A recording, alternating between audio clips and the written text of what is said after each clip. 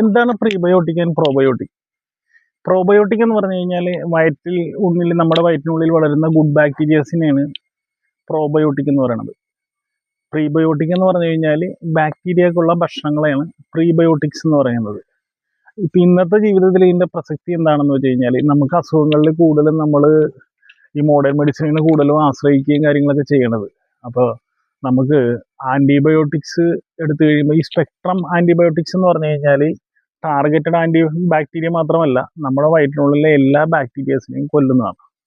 അപ്പോൾ ഇന്നത്തെ ലൈഫ് സ്റ്റൈലിൽ എന്ന് പറഞ്ഞു കഴിഞ്ഞാൽ ഷെൽഫ് ലൈഫ് കൂടിയ ഭക്ഷണങ്ങൾ നമ്മൾ ഒരുപാട് ഉപയോഗിക്കുന്നവരാണ് ശരിക്കും പറഞ്ഞു കഴിഞ്ഞാൽ. അപ്പോൾ ഈ ഷെൽഫ് ലൈഫ് കൂടിയ ഭക്ഷണങ്ങൾ ഉപയോഗിക്കുമ്പോഴേക്കും നമ്മുടെ വയറ്റിലുള്ള ബാക്ടീരിയാസ് നശിക്കും എന്നുള്ളത് ഒന്നാമത്തെ കാര്യം. രണ്ടാമത്തെ കാര്യം, നമ്മൾ പ്രീബയോട്ടിക്സുകൾ ആഡ് ചെയ്തില്ലെന്നുണ്ടെങ്കിൽ, പ്രോബയോട്ടിക്സിനൊപ്പം പ്രീബയോട്ടിക്സ് ആഡ് ചെയ്തില്ലെന്നുണ്ടെങ്കിൽ നമ്മുടെ ശരീരത്തിന് അത് വൈറ്റമിൻസും കാര്യങ്ങളുമായിട്ട് കിട്ടുന്നത് ഈ പ്രീബയോട്ടിക്സിലൂടെയാണ്. ഈ നോൺ വെജ് അല്ലാതെ വെജിറ്റേറിയൻ ഭക്ഷണങ്ങൾ ഉപയോഗിക്കുന്നവർക്കാണ് ഇതിൻ്റെ പ്രത്യേകതയും ഗുണങ്ങളും കൂടുതൽ കിട്ടുന്നത് ശരിക്കും പറഞ്ഞാൽ. കാരണം നമ്മുടെ ശരീരത്തിന് വെജിറ്റേറിയൻ ഭക്ഷണങ്ങളെ തനിയെ ദഹിപ്പിക്കാനായിട്ടുള്ള ശേഷിയില്ല. ഈ പ്രോബയോട്ടിക് ബാക്ടീരിയകളുടെ സഹായത്തോടു കൂടി മാത്രമാണ് നമ്മൾ ഇതിനെ ദഹിപ്പിക്കുകയും കാര്യങ്ങളൊക്കെ ചെയ്യണം. അപ്പോൾ ഈ ബാക്ടീരിയ ഇല്ലാതെ വരുമ്പോഴേക്കും ഡൈജഷൻ ഇഷ്യൂവും ഗ്യാസും ബ്ലോട്ടിങ്ങും ഇമ്മ്യൂണിറ്റിയുടെ പ്രശ്നങ്ങളൊക്കെ വരാൻ തുടങ്ങും.